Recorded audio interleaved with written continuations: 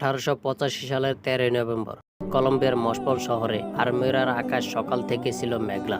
মাঝে মাঝে বৃষ্টি চেপে আসছিল। তখন বিকেল 4টে। বাবা আলোভেরা ও ভাই আলোভেরার সঙ্গে জমি থেকে তুলে আনা ধান গোলায় তুলছিল 13 বছরের ফুটফুটে বালিকা ওমেরা সানচেজ।